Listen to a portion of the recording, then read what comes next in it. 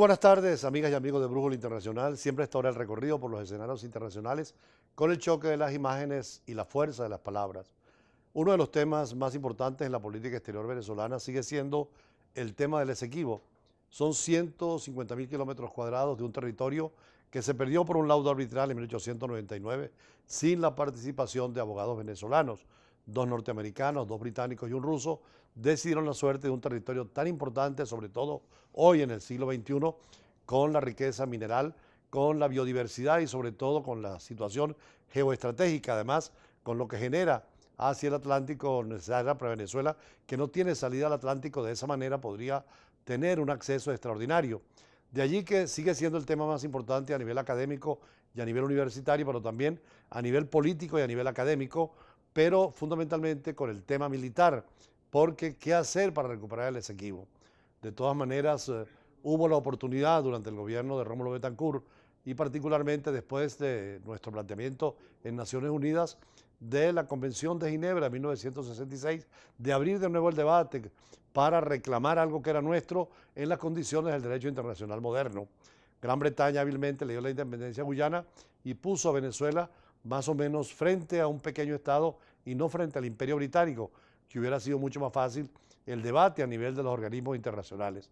Ya existiente Guyana como un territorio soberano e independiente y reconocido por los estados de América Latina y del Caribe, naturalmente que se dificultaba más la reclamación venezolana, pero Venezuela nunca ha perdido ese reclamo en recuperar ese o todo o parte del territorio Esequibo o llegar a alguna negociación con Guyana para una solución pacífica del tema del Esequibo. Allí hay una población que se considera también venezolana, hay una biodiversidad, como decíamos, hay materias primas, hay petróleo, hay minerales, y sería extraordinario para Venezuela seguir pensando en la reconquista del Esequibo y crear conciencia en las juventudes, sobre todo venezolanas, de lo que significa el Esequibo, porque en los años anteriores se ha olvidado un poco, salvo el rayado especial en los mapas de Venezuela. Lo cierto es que el mecanismo escogido es uno de los mecanismos señalados en el artículo 33 de la Carta de la ONU, Solución Pacífica de Controversias Internacionales, y el escogido por Guyana y Venezuela ha sido los buenos oficios.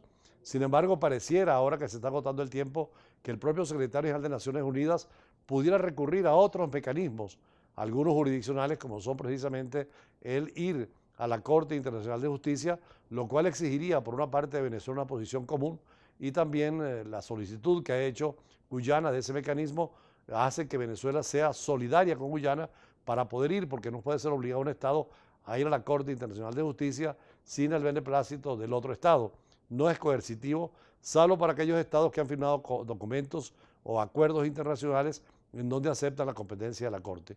Lo cierto es que hay una población que vive allí que hay que concientizar, que hay que atender, que hay que incluso darle papeles venezolanos, cédulas y pasaportes, y además desarrollar regionalmente, en el caso de Bolívar o del Tamacuro, proyectos con crecimiento económico y donde se sienta el venezolano o el esequibano, que también parte de Venezuela, miembro de la comunidad nacional.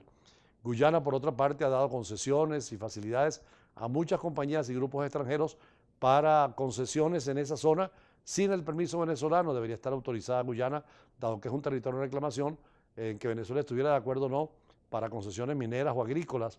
Además, hay un terrible problema del medio ambiente. El ecosistema se está dañando precisamente por esta explotación que no tiene requisitos fundamentales en materia económica y en materia social. Por eso es importante hoy dedicar el programa al tema del Esequibo con gente que conoce, especialistas y que han venido trabajando en esa materia.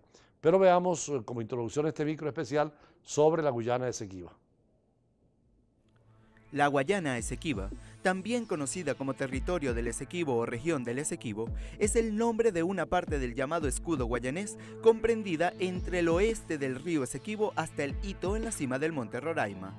Tiene una extensión de 159.542 kilómetros cuadrados que la República Cooperativa de Guyana administra como propio, pero cuya soberanía es reclamada por Venezuela basándose en el Acuerdo de Ginebra del 17 de febrero de 1966.